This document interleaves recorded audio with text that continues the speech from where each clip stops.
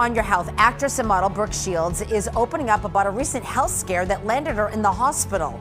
The 58-year-old says she collapsed and suffered a grand mal seizure, now called a tonic-clonic seizure, just as she finished a run-through for her show in New York City. Shields made the revelation as a cover star for Glamour magazine's annual Woman of the Year issue, telling the magazine that everything went black, her hands dropped to her side, she went headfirst into a wall, frothing at the mouth, she turned blue, nearly swallowed her tongue. Shields says that her episode was triggered by drinking too much water, which drastically lowered her sodium levels. Which has us saying, how does this happen? Right. Dr. Scott Hadland, Chief of Adolescent and Youth Adult Medicine at Mass General Hospital, joins us now. Thanks for being with us, Doctor. Doctor, we're going to pick it up right there. I thought most of us don't drink enough water, so you should drink water. Is it really possible to get sick from drinking too much water?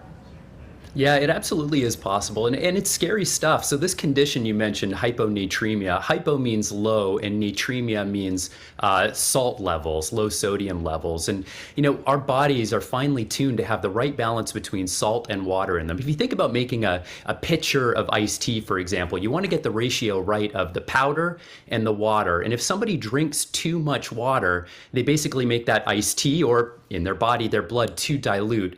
And that dilute blood actually causes cells to swell, and including cells of the brain, and can cause seizures and a lot of really sort of concerning downstream harms. And I think, I think she was saying something about how she was dieting and trying to cut back on salt, and that's an issue as well, correct?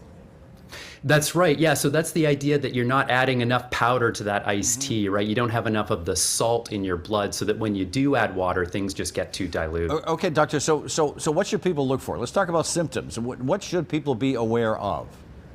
Well, first of all, I have to highlight that this is a relatively rare condition, and so I don't want people to panic. And yet, the things that you want to look out for are headaches. People who start to progress and have more of this hyponatremia will start to feel a little bit sick to their stomachs. They might start to vomit, and they can start to lose consciousness and sort of have some mental status changes where they seem a little bit confused. Their muscles might start to spasm, and when taken to the extreme, as it did in this case, somebody might actually have seizures or even go into a coma. We've seen marathon runners suffer from this condition as well. But now when you hear, you know, there's someone that, you know, we grew up with, and then you think, well, how does that happen? And I always say to her, did you drink enough water today? She does. I do. And she walks around with a big thing like this right, of water, and then I by the think, way, okay, Dr. well, so how do we avoid what happened to Brooke Shields? How do we all avoid that?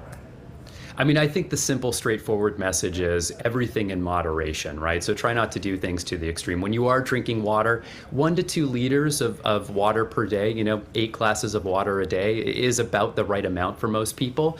People are going to be at risk if they have heart, kidney, or liver problems that might put them at issues with having some imbalances in the salts in their blood. Similarly, people who might, you know, have just had a stomach bug where they've been throwing up a lot, or maybe having diarrhea, you know, it's another case where your salt levels get low, and so you don't want to add too much water on top of that. Or somebody who's been running a marathon or exercising a lot, again, adding water on top of that puts you at risk for things getting too dilute. So the thing you want to do in all of these cases is make sure that you're having a little bit of salt along with that water. And that's why drinks like Gatorade are so important.